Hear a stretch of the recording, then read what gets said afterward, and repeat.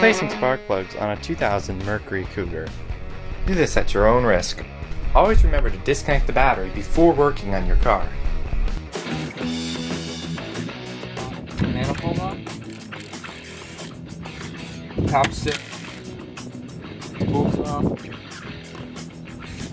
Top here.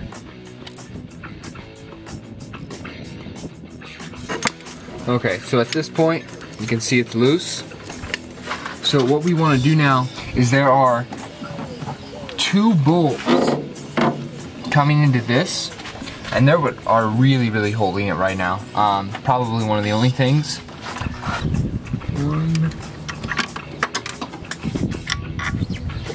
Yeah, piece right there. Disconnect the throttle position sensor electrical line. You want to take off the air filter box. All the vacuum lines disconnected back here. To make sure that you remember where they go, you can mark them. Disconnect the lines for the cruise control and the throttle. Big old puzzle. You're just gonna kind of try and set this out of the way. You don't want to disconnect these if you can help it, because as you can see, they're quite the project to get back in there, and they break all the time. You can get to all the spark plugs from here. At this point now, we're just gonna pull these things all out.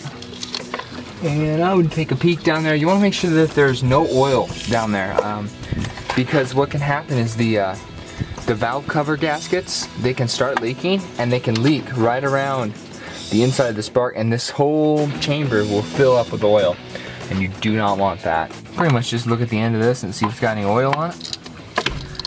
And you look good. Another thing you want to remember is order.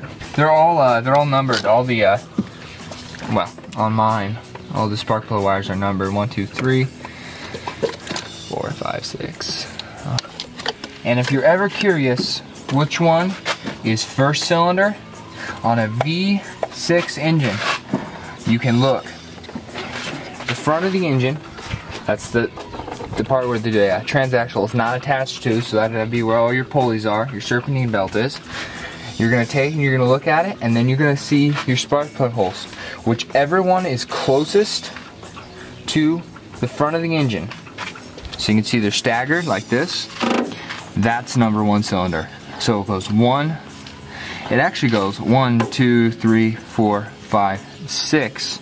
Plug remover, it's just a 5/16 socket.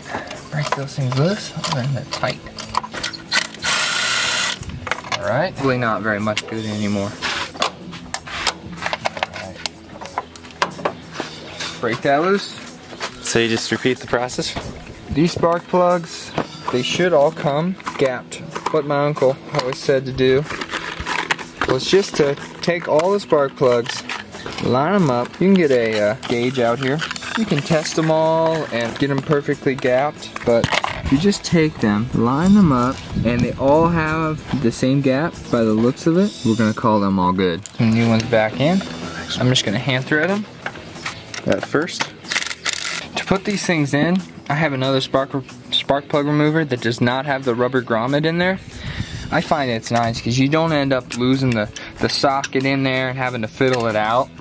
So I just take it one without it, let it drop in, and then just thread it. You can anti-seize, put a little bit around, and make your life easier next time. Pretty handy to have is a knuckle, especially for the back ones. Definitely make sure you do not cross thread these. Retapping at least if you do end up cross threading on. Now the whole thing goes together to the exact reverse how you took it apart. It can be a little bit of a trick. Just gotta keep fiddling with it, working with it until you get it. Make sure you don't knock your gaskets off down there. I'd suggest before tightening these down that you put back on this